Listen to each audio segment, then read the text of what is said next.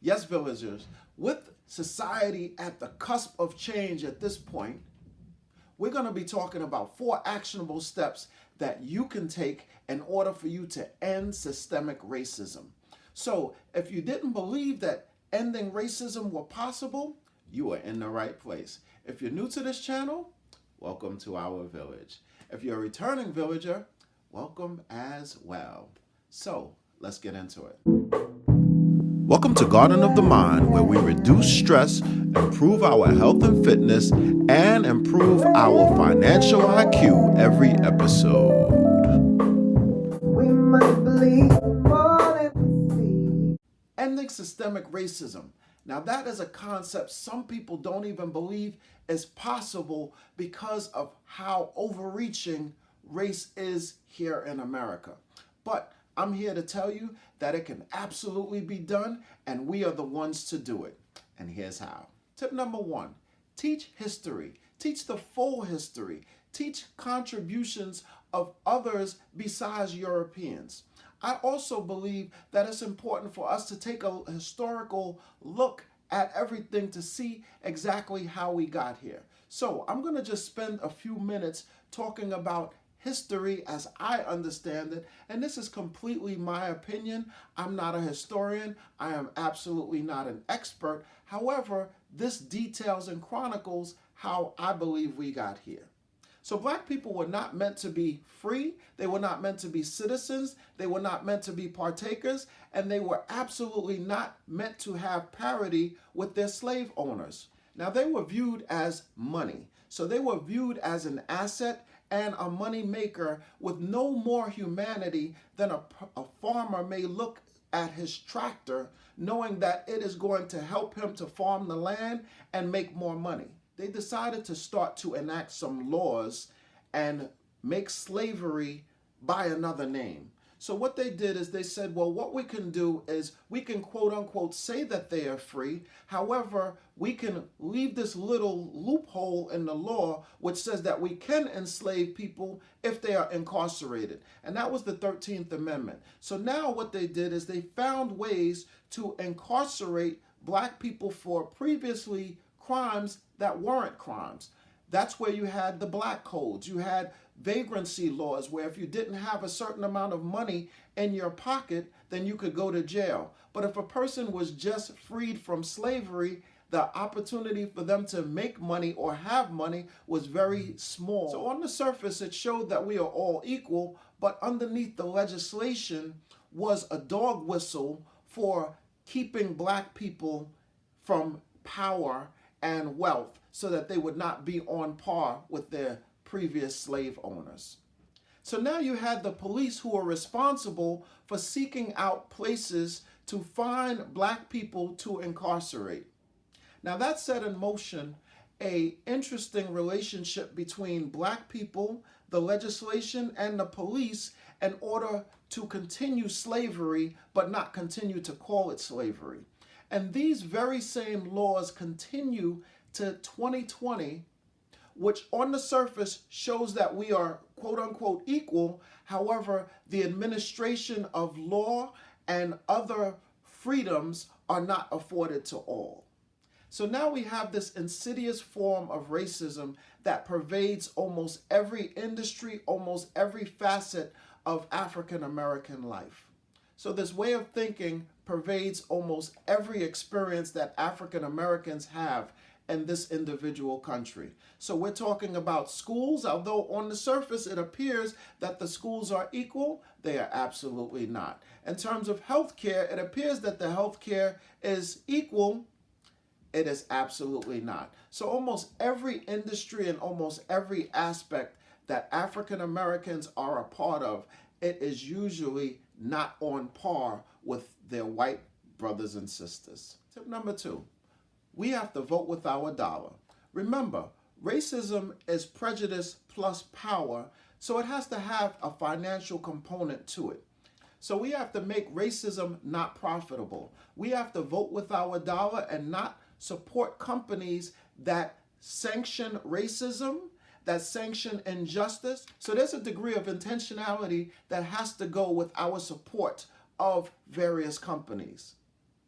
If racism is not profitable, then it will not exist because there's no way to make a profit from it. So outside of free trade, we still have mass incarceration, which is very profitable for America.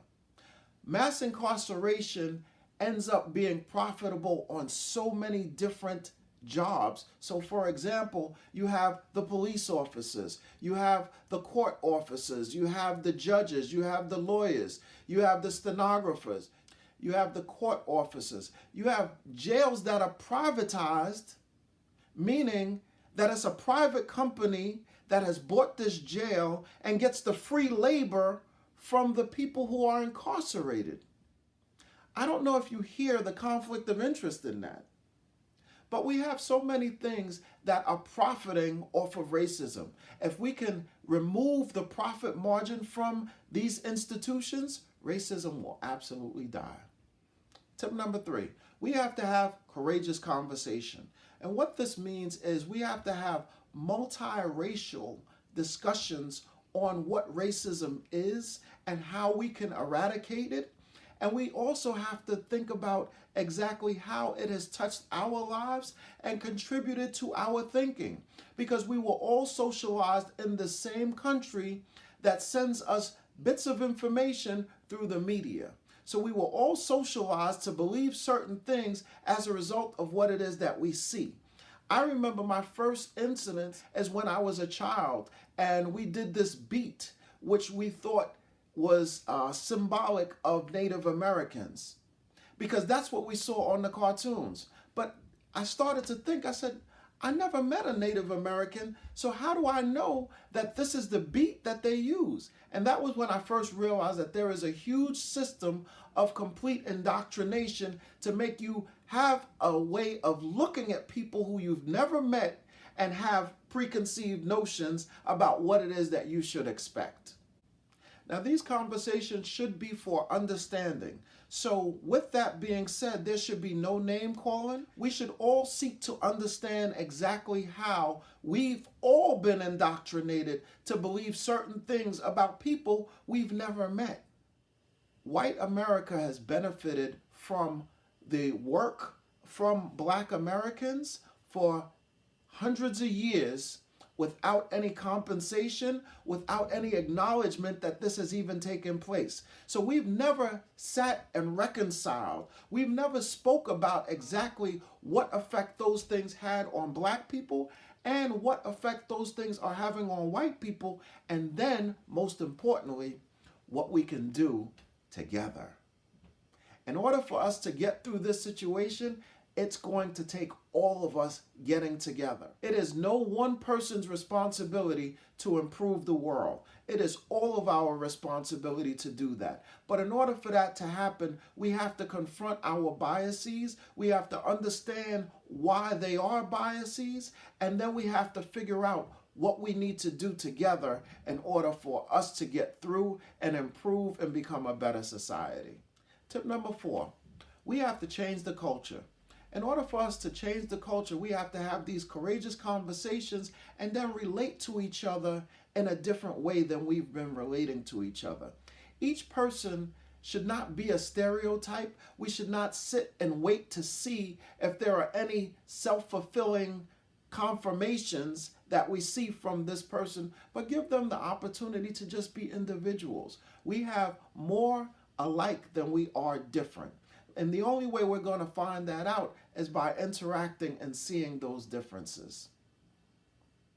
Culture is very important because this is also the mode in which we behave.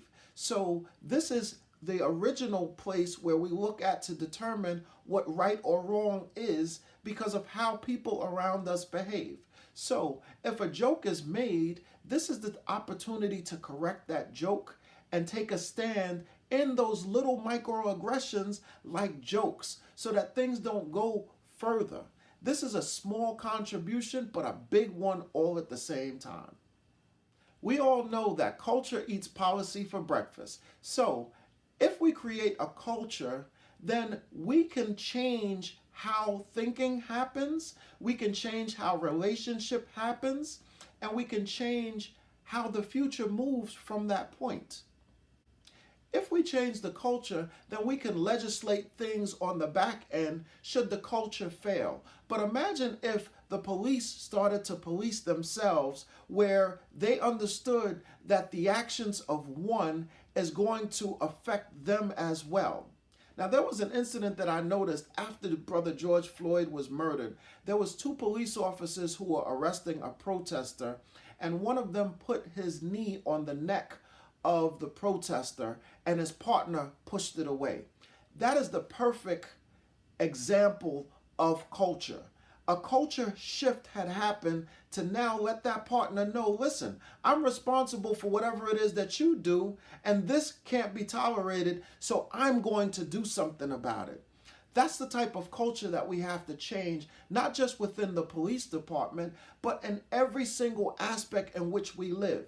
Now, there's some cultures that's going to be so pervasive and so cancerous, we may not be able to change. Those are the ones that we have to completely dismantle and rebuild, because the culture is so strong, it's going to be resistant to any change. It's going to continue to need constant and continual fixing and repair, as opposed to just scrapping it and rebuilding. Now, these are just some of the things that I've come up with. This is absolutely and by no means an exhaustive list, but if there are some ways or some actionable things that you think that needs to happen, please include that in the comments so we can all benefit from this knowledge and we can move forward towards a better future.